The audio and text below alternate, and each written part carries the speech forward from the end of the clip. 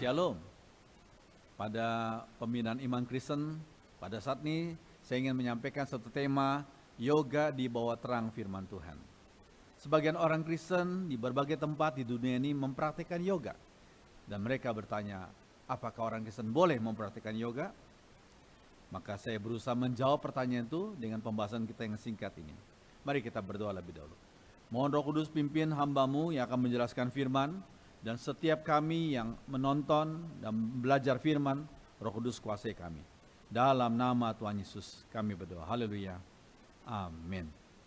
Jemaat Tuhan, yoga di bawah terang firman Tuhan. Mari kita belajar terlebih dahulu firman Tuhan, Kejadian 3 ayat 1-5. Saya baca yang hitam, saudara baca yang biru. Ular itu berkata kepada perempuan itu, tentulah Allah berfirman, semua pohon dalam taman ini jangan kamu makan buahnya, bukan? Yang biru. Saat perempuan itu buah pohon-pohonan dalam taman ini boleh kami makan.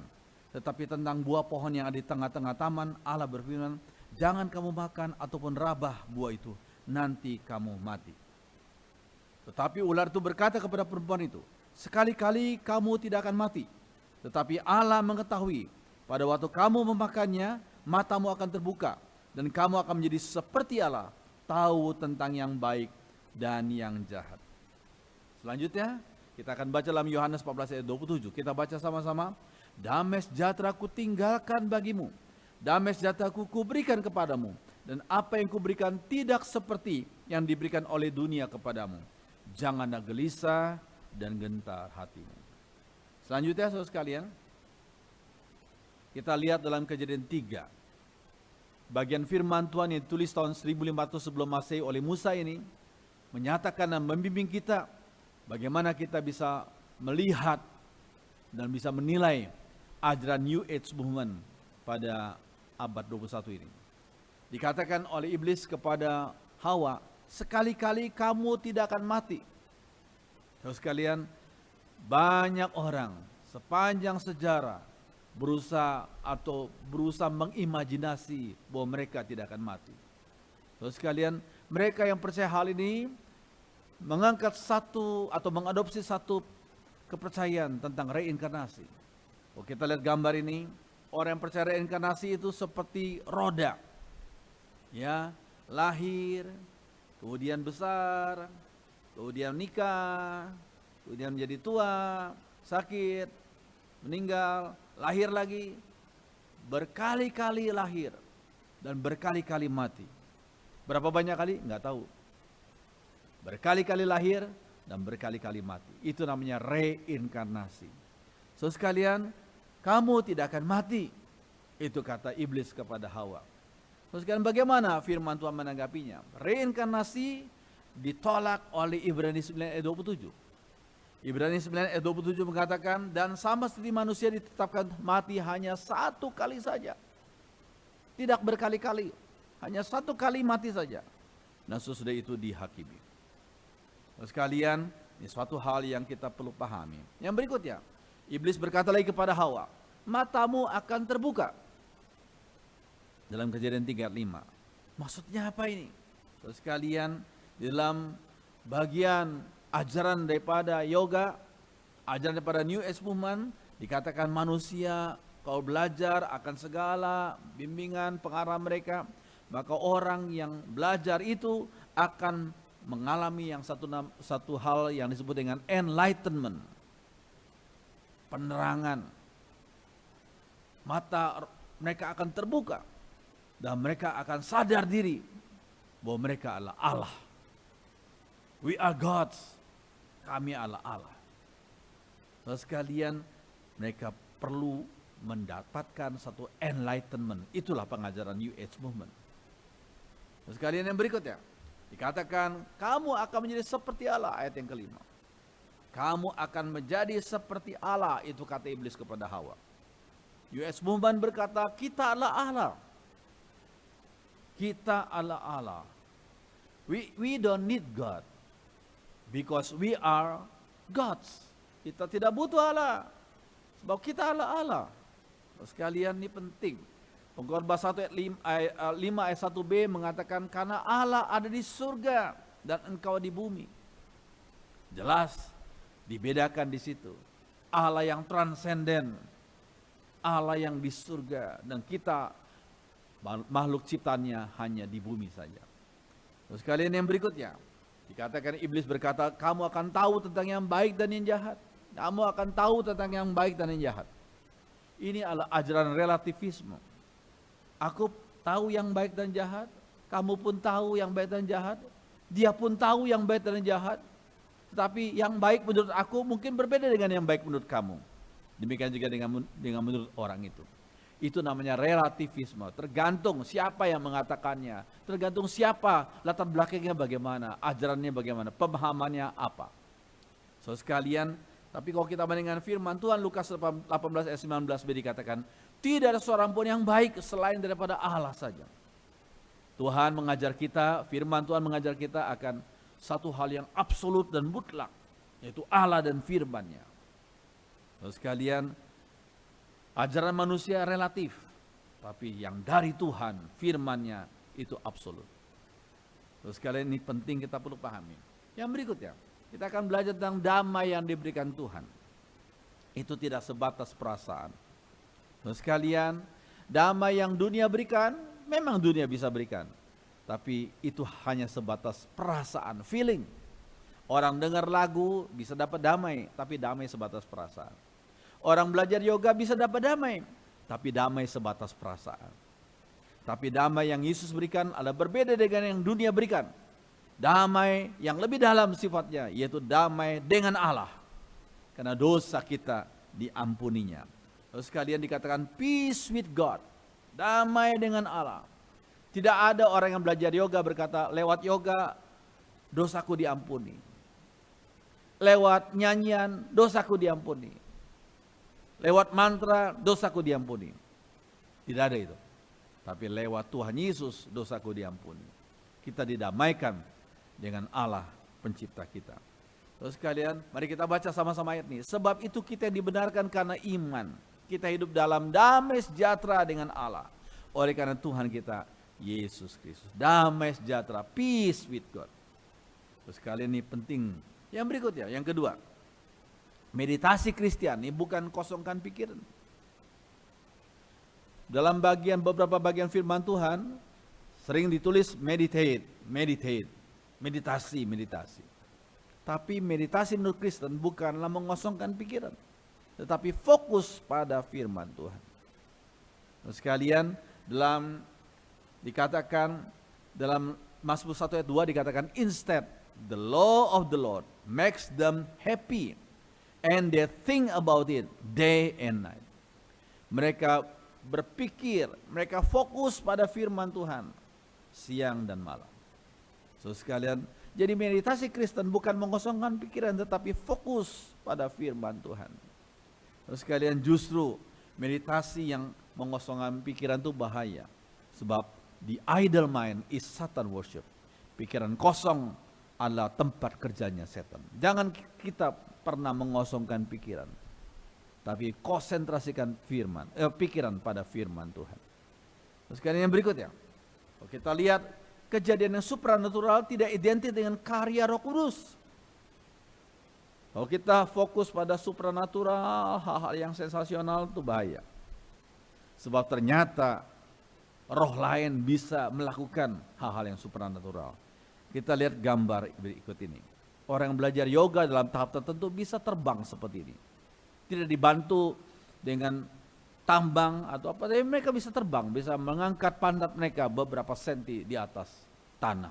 Terus sekalian, ini hal yang supranatural. Tetapi apakah ini Roh Kudus? Oh tidak.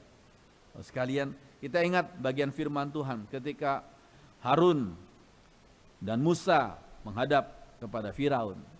Kemudian tongkat Harun dilemparkan menjadi ular. Ternyata para magician, tukang-tukang sihir mempunyai tongkat-tongkat, mereka lemparkan menjadi ular juga. Oh, sekalian, masing-masing mereka melemparkan tongkatnya, yaitu para magician. Dan tongkat-tongkat itu menjadi ular. Satu hal yang supranatural bukan? Tetapi tongkat Harun menelan tongkat-tongkat mereka. Terus sekarang ini suatu hal yang menyatakan bahwa kuasa Allah lebih besar daripada kuasa-kuasa roh-roh lain. Sekalian, tetapi kita perlu ketahui dan sadar, hal-hal yang supranatural juga bisa dilakukan oleh roh-roh yang lain selain Roh Kudus. Yang berikutnya, saudara sekalian, peringatan Tuhan akan latihan jasmani. Kita senang berolahraga, ya, tetapi Tuhan mengingatkan kita tentang keterbatasan latihan jasmani. 1 Timotius 4 ayat 8. Latihan jasmani sedikit saja gunanya, tapi latihan rohani, yaitu kesalehan, berguna dalam segala hal, sebab mengandung janji untuk hidup pada masa kini dan yang akan datang. Nah, sekalian, orang belajar yoga, belajar tai chi, belajar olahraga lain memang berguna, tetapi sekali lagi firman Tuhan berkata latihan jasmani sedikit saja gunanya. Tapi orang yang memperhatikan kesalehan, ibadah, mempraktekkan dan melakukan kedisiplinan rohani, mengikut firman Tuhan, maka berguna karena mengandung janji untuk hidup masa kini dan yang akan datang. Terus sekalian, seorang bernama Matthew Ezrati, dia mengajarkan cara-cara yoga, berbagai macam cara yoga ke dunia, ke seluruh dunia. Tapi Matthew Ezrati ini meninggal usia 55. Memang ada orang yang guru yoga tuh usianya panjang. Tapi ada macam Matthew Ezrati, usianya cuma 55. So sekalian, di sini kita melihat memang latihan jasmani sedikit saja gunanya. Tapi latihan rohani, kesalehan itu berguna dalam segala hal. Baik hidup sekarang dan hidup yang akan datang. So sekalian, penguasaan diri adalah bagian dari buah Roh Kudus. Buah Roh Kudus cuma satu, tapi mempunyai 9 rasa. Satu, tapi 9 rasa. So sekalian, ambil contoh tentang penguasaan diri. Dikatakan buah Roh Kudus adalah kasih, sukacita, damai sejahtera, kesabaran, kemurahan, kebaikan, kesetiaan, kelemah lembutan, penguasaan diri. Nah, sekalian, jadi penguasaan diri adalah bagian daripada buah Roh Kudus itu. Nah, sekalian, kemudian berikutnya. Nah, sekarang kita harus tahu bahwa pada zaman sekarang ini, akhir abad 20 dan sekarang abad 21, ada yang namanya New Age Movement. New Age Movement, gerakan zaman baru. Berarti apa ini? Berarti kebangkitan kembali agama-agama timur kuno. Dan diberi jubah baru yang namanya sains. Orang pada waktu lalu menganggap hipnotis itu agama timur kuno. Yoga, agama timur kuno. Spiritisme juga seperti itu. Tapi justru pada akhir abad 20 dan awal abad 21 ini, justru hal-hal yang berkaitan dengan agama timur kuno itu, klinik dan segala macam itu dibangkitkan kembali. Orang jadi rajin belajar horoskop, orang rajin belajar yoga, orang rajin belajar spiritisme, hipnotis dan lain-lain. Karena mereka diajarin apa? Diajarin berkata bahwa ini semua bukan agama. Itu semua praktek-praktek yang diberi jubah baru yang namanya sains, ilmu pengetahuan. Jadi kamu dari berbagai macam agama boleh saja. Bab ini tuh bagian daripada sains, ilmu pengetahuan. Ini yang namanya New Age Movement.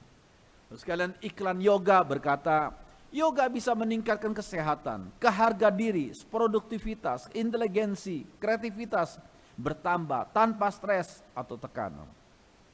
Iklannya indah sekali ya. Iklan yoga seperti ini. Siapa sih yang hidupnya gak mau stres? Belajar yoga. Siapa yang mau tambah kreatif? Belajar yoga. Siapa yang mau hidupnya lebih produktif? Belajar yoga. So sekalian, jadi iklan yoga ini sungguh appealing, sungguh menarik, ya, sehingga banyak orang tertarik untuk belajar yoga. So sekalian, kalau kita perhatikan selanjutnya, menurut Swami Sivananda, berbagai keuntungan dari pranayama, yaitu latihan pernafasan yoga. Dia bilang mencakup apa? Mencakup tubuh menjadi kuat, sehat, pengurangan banyak lemak, muka berkilau, mata bersinar seperti berlian. Para murid yoga akan menjadi tampan dan cantik, suara mereka menjadi manis dan merdu. Waduh, indah sekali ya. Iklannya begitu indah dan begitu manis, appealing. Sekalian, ini yang diiklankan oleh Swami Sivananda tentang pranayama. yaitu pernafasan yoga. Yang berikutnya, saudara sekalian, bagi sebagian masyarakat barat yang sudah diajarin seperti itu, mereka berkata yoga hanya sekedar suatu sistem latihan fisik, cara untuk menguatkan tubuh, meningkatkan fleksibilitas, bahkan menyembuhkan dan menghindarkan diri dari berbagai penyakit fisik yang ringan. Ya, saudara sekalian, ini cuma untuk tubuh kok, supaya dapat lebih fleksibel, ya, bahkan bisa menyembuhkan, menghindarkan diri dari berbagai penyakit fisik yang ringan, bukan yang berat ya, yang ringan. Saudara sekalian, nah, coba kau sudah perhatikan gambar-gambar pose yoga itu memang aneh-aneh. Nggak ada yang biasa-biasa. Pose-pose yoga tuh aneh-aneh. Seperti yang sudah lihat gambar ini. Ya. Ada juga pose seperti gini yang memang aneh-aneh. Ya. Mereka hanya menunjukkan bahwa orang yang belajar yoga bisa, tubuhnya bisa fleksibel. Ya, terus sekalian bisa seperti karet gitu ya. Terus sekalian itu merupakan iklan yoga. Nah, terus sekalian kalau kita melihat dari sejarah dan filsafat yoga, dikatakan bahwa yoga itu bukan sekedar suatu sistem latihan fisik untuk kesehatan. Nah, ini kita perlu ngerti. Bukan sekedar latihan fisik. Tetapi merupakan suatu cara kuno untuk mencapai pertumbuhan rohani. Nah, ini kita perlu ngerti. Cara yang kuno untuk mencapai pertumbuhan rohani. Yoga adalah cara yang dilakukan di tempat-tempat suci dan diabadikan dalam literatur suci masyarakat India. Ya, dilakukan di tempat-tempat yang suci oleh masyarakat India. Nah, saudara ngerti mayoritas masyarakat India tuh beragama apa? Saudara ngerti itu. Ya. Kemudian yang berikutnya. Menurut tradisi kata yoga itu berarti penyatuan. Nah, ini. Perpaduan dari jiwa atau diri yang terbatas dengan Brahma yang tidak terbatas atau diri yang kekal. Nah, ini makna yoga seperti itu, penyatuan antara diri si yogi yang terbatas dengan diri Brahma yang tidak terbatas. Itulah penyatuan yang artinya adalah yoga itu. Sekalian, nah jangan lupa sekalian, kata Brahma oleh sebagian mereka disebut sebagai Allah atau realita yang terakhir. Tapi sebenarnya Brahma itu bukan satu pribadi. Kalau kita dengar kata Allah Tritunggal, pribadi Allah Bapa, pribadi Allah Anak, pribadi Allah Roh Kudus, itu pribadi. Tapi Brahma tidak. Brahma itu bukan suatu pribadi. Tapi hanya substansi ilahi yang melampaui, yang menyelubungi dan mendasari segala sesuatu. Bukan pribadi. Terus sekalian, jadi Brahma sekali lagi bukanlah Allah yang kita mengerti itu sebagai pribadi. Yang berikutnya. Nah, Brahma terlahir sendiri dalam lotus, ya. Legenda lain adalah Brahma terlahir di dalam air atau dari suatu benih yang kemudian menjadi telur emas. Ya. Kemudian Brahma digambarkan punya 4 kepala, 4 muka dan 4 tangan. Ya. Setiap kepala mendeklamasikan kitab Veda, yaitu kitab sucinya orang Hindu. Brahma sering digambarkan berjenggot putih, khususnya di India Utara. Ini simbol kekekalan. Ya, kemudian tangan-tangannya memegang tongkat kekuasaan, buku, rangkaian manik-manik untuk doa, dan memegang kitab Veda. Inilah Brahma digambarkan oleh mereka. Ya. Kemudian selanjutnya, latihan dan tujuan yoga dapat ditelusuri di buku Upanishads yang ditulis sekitar tahun 1000 sampai 500 sebelum Masehi. Ya. Kemudian di dalam Upanishad tertulis, satukan cahaya di dalam dirimu dengan cahaya Brahman. Satukan. Yoga adalah salah satu tujuan apa? Menyatukan diri. Satukan cahaya dalam dirimu dengan cahaya Brahman. Selanjutnya. Nah, kata yoga sering muncul dalam kitab Bhagavad Gita, buku klasik Hindu yang mungkin ditulis pada abad 5 sebelum Masehi, Bhagavad Gita. Pada bab ke-6, Krishna berkata, kesukaan yang tertinggi datang kepada seorang yogi, yaitu orang yang melakukan yoga itu ya, yaitu menjadi satu dengan Brahman. Jadi yoga itu tujuannya adalah menjadi satu dengan Brahman. Nah, sudah mungkin belum jelas, nanti kita akan pelajari terus ya. Oke, Nah, pada tahun 150 Masehi, seorang bernama Patanjali mensistematiskan yoga ke dalam 8 cabang, 8 tungkai atau limbs dalam yoga sutranya. Ya, oke. Ke-8 dahani seperti tangga rumah yang memimpin seorang yogi dari ketidaktahuan kepada penerangan. Jadi mereka prinsipnya manusia kebanyakan nggak tahu apa? Nggak tahu bahwa diri mereka adalah Allah. Sehingga perlu adanya enlightenment, penerangan. Sehingga setelah mereka menjalani beberapa latihan-latihan, akhirnya mereka sadar, we are gods. Kami sebenarnya Allah. Nah, itu sudah mencapai penerangan, sudah mendapatkan penerangan, enlightenment. Itu menurut versi mereka. Nah, berikutnya. 8 cabang yang disebut oleh Patanjali itu seperti gini. Pertama adalah yama, kontrol diri. Itu paling dasar. Yang kedua adalah niyama, ketaatan beragama. Yang ketiga adalah asana, sikap badan. Yang keempat adalah pranayama, latihan nafas. Yang kelima adalah pratyahara, perasaan kontrol. Kemudian keenam adalah dharana, konsentrasi. Yang ketujuh adalah dhyana, kontemplasi yang dalam. Dan yang paling puncak adalah samadhi. Samadhi berarti to place together, ditempatkan bersama, ecstatic union, kesatuan, ecstatic, merging into one, bergabung menjadi satu. Nah, itulah samadhi. Menjadi satu dengan siapa? Ya dengan Brahman. Jadi sekali lagi sudah lihat ya, 8 cabang itu dari paling awal, paling dasar yaitu kontrol diri, yanma, terus sampai puncaknya samadhi, menjadi satu dengan Brahman itu. Yang berikutnya. Nah, tanggapannya bagaimana? Saya menanggapi seperti ini. Mengapa kontrol diri yang diletakkan pada step paling awal, paling rendah? Ya, kontrol diri bagi mereka itu paling rendah, paling awal, dasar. Ya. Padahal saudara sekalian, kalau kita lihat firman Tuhan, buah roh yang kita sudah baca, kita baca lagi, buah roh adalah kasih, sukacita, damai, sejahtera, kesabaran, kemurahan, kebaikan, kesetiaan, kelemah lembutan. Penguasaan diri justru paling akhir. Penguasaan diri paling akhir. Tidak ada hukum yang menentang hal-hal itu. Tapi dalam 8 dahan itu, penguasaan diri itu paling awal, paling dasar. Tapi kalau kekristenan, penguasaan diri adalah bagian daripada buah roh yang paling akhir. Ini bedanya, saudara. Ya, oke.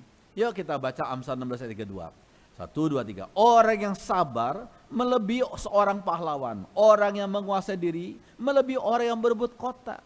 Jadi buat apa seseorang punya kekuasaan besar, tapi nggak bisa menguasai dirinya, menguasai emosinya, menguasai nafsunya. Ya, orang yang tidak bisa menguasai diri adalah orang yang seperti roboh temboknya, kota yang roboh temboknya. Kota besar waktu itu, kota dikelilingi oleh tembok yang tebal, yang tebalnya sampai 6 meter, ya, atau mungkin lebih, ya, sehingga kereta bisa 3 kereta kuda itu bisa sama-sama jalan di atas tembok itu, untuk melindungi orang-orang yang tinggal di kota itu. Ya, kalau kota yang roboh temboknya berarti musuh bisa datang kapan saja menyerang. Itu orang yang tidak bisa menguasai dirinya. Jadi penguasaan diri itu sangat-sangat penting. Ya. Dan maka dari itu buah roh paling akhir adalah dikatakan penguasaan diri. Nah, yang berikutnya. Nah, latihan sikap badan atau asana dan pernafasan atau pranayama yang sering dianggap sebagai keseluruhan yoga dalam masyarakat barat adalah step ketiga dan keempat dalam ajaran Patanjali untuk bersatu dengan Brahman. Ya, jadi jangan percaya mereka berkata, ini kan cuma sekedar latihan sikap badan, ini kan cuma sekedar latihan nafas, ini cuma latihan jasmani saja. Oh tidak, ini merupakan step ketiga dan keempat untuk bersatu dengan Brahman. Ya, saudara supaya ingat lagi ya, di situ ada asana nomor 3 dan ada pranayama nomor 4. Ya, itu semua adalah step ketiga dan keempat dalam ajaran Patanjali untuk bersatu dengan Brahman. Ya, jadi itu sekali lagi bukan sekedar bukan sekedar latihan jasmani, tapi merupakan bagian daripada tangga menuju samadhi itu, bersatu dengan Brahman. Yang berikutnya, yoga adalah disiplin rohani zaman kuno yang berakar pada agama Hindu. Ini jelas sekali, ini jelas. Ya, oke, yang berikutnya. Yoga dan kekristenan, apa sih perbedaannya? Kita perlu mengerti. Yang pertama, ada perbedaan doktrin yang kontras antara yoga dan kekristenan. Konsep yang berbeda tentang Allah. Kebanyakan para yogis menganggap Allah sebagai tidak berpribadi, substansi spiritual, sama besarnya dengan semua realita. Semua adalah Allah. Ya, sayur-sayuran juga Allah. Kalau sayuran adalah Allah, berarti manusia juga Allah. Jadi itu namanya panteisme. Semua adalah Allah. Itu prinsip mereka, kepercayaan mereka. Semua adalah Allah. Lalu sekalian, yang kedua, tujuan dari yoga adalah pengalaman menyatu dengan Brahman. Itu tujuannya, menyatu dengan Brahman. Alkitab berkata Allah menyatakan diri sebagai pribadi pencipta dari alam semesta. Pribadi. Yang punya emosi, yang punya akal, yang punya kehendak. Pribadi. Nah, sekalian, tapi itu bukan Brahman. Tapi Allah yang dipercaya oleh orang Kristen. Allah pencipta, sedangkan alam semesta adalah ciptaannya. Kita pun manusia adalah ciptaannya. Tapi Allah adalah the creator, pencipta itu sendiri. Ya. Sekalian, karena Allah ada di surga dan engkau di bumi. Ini jelas perbedaannya. He is the creator. Allah adalah pencipta. We are only creation of God. Kita hanya ciptaannya Allah. Ya. Ayat ini menyatakan transcendensinya Allah. Allah yang transcendent. Allah yang tinggal di surga. Sekalian, ini penting. Nah, yang berikutnya sekalian, pandangan tentang manusia. Karena filsafat yoga mengajarkan segala sesuatu adalah Allah, sehingga manusia juga adalah Allah. We are gods. Manusia adalah Allah. Dalam kekristenan ada perbedaan jelas antara Allah dan manusia. Allah adalah pencipta, manusia adalah ciptaannya yang diciptakan seturut dengan peta dan gambarnya. Ini jelas. Ya. Manusia bukan Allah, tapi Allah yang pencipta bisa menjadi manusia, yaitu Sang Firman yang menjelma menjadi daging dalam bentuk Yesus Kristus. Sekalian, ini kita perlu pahami. Yang berikutnya, berbeda pemahaman di dalam melihat problem fundamental dari manusia dan solusinya. Ya. Yoga, problem manusia terutama pada ketidaktahuan. Manusia tidak menyadari bahwa dirinya adalah Allah. Itu kata mereka. Harus dilatih, ikut latihan. Sampai akhirnya mereka sadar. Ngeh. Kami juga adalah Allah. Itu menurut mereka. Solusinya penerangan, enlightenment. Beroleh pengalaman bersatu dengan Brahman. Itu tujuan daripada yoga. Solusi ini yang adalah tujuan dari yoga. Hanya dapat dicapai melalui banyak usaha manusia itu. Latihan-latihan itu. Ya. Yang berikutnya, ya, bagi orang Kristen, problema utama manusia adalah dosa, bukan ketidaktahuan. Dosa itu artinya gagal mencapai standar moral dari Allah yang sempurna, bukan ketidaktahuan. Sehingga perlu enlightenment, kata yoga. Tidak. Problem utama manusia adalah dosa, yaitu ketidakmampuan mencapai standar moral yang ditetapkan oleh Allah yang sempurna. Sekalian, manusia terpisah dari Allah dan perlu rekonsiliasi, perlu didamaikan. Manusia didamaikan dengan Allah. Ya. Dan solusinya Yesus Kristus menghapus dosa umatnya. Yohanes 1:29. Dia mendamaikan Allah dengan umatnya yang berdosa. Oh, puji Tuhan. Oke, Yesus memanggil umatnya untuk menerima karunia keselamatan secara cuma-cuma. Melalui iman kepada karyanya saja. Kita nggak perlu bayar apa-apa. Kalau kita asal kita percaya Yesus, beriman kepada karyanya, kita diselamatkan, kita diberi hidup yang kekal, kita diberi pengampunan dosa. Puji Tuhan. Terus sekalian, nah apakah hatha yoga itu? Karena sebagian orang itu diajarin, kamu belajar hatha yoga nggak apa-apa, itu bukan agama kok, itu cuma latihan fisik saja. Sekarang kita bertanya, apakah hatha yoga? Hatha yoga adalah suatu bentuk latihan yoga yang dianggap murni latihan fisik. Dianggap murni latihan fisik. Apakah hatha yoga hanya berkaitan dengan kesehatan fisik? Nah itu pertanyaannya. Sekalian, nah hatha yoga berkaitan dengan dua hal, yaitu asana, sikap tubuh, dan pranayama, yaitu latihan pernafasan. Itu perlu kita ingat. Hatha yoga terbagi dalam dua hal, sikap tubuh dan latihan pernafasan. Asana dan pranayama. Sekalian, ini gambar daripada hatha yoga. Promosinya mereka, sikap tubuh dan latihan pernafasan. Sekalian, asana dan pranayama memainkan peranan penting dalam Raja Yoga Patanjali. Dalam sistem 8 dahan Patanjali, asana dan pranayama adalah dahan ketiga dan keempat. Seperti yang kita sudah pelajari tadi. Dahan ketiga dan keempat. Seperti ini ya. Jangan lupa ya. Jadi sekali lagi, hatha yoga terdiri pada asana dan pranayama. Itu merupakan dahan ketiga dan keempat. Untuk menuju kepada samadhi itu. Ya, itu bukan sekedar latihan fisik. Oke. Menurut Pradipika, penulis buku Hatha Yoga.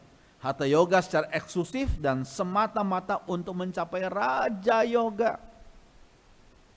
Nah, saudara sekalian, kita perlu ngerti ini, perlu tahu, perlu sadar dan perlu paham.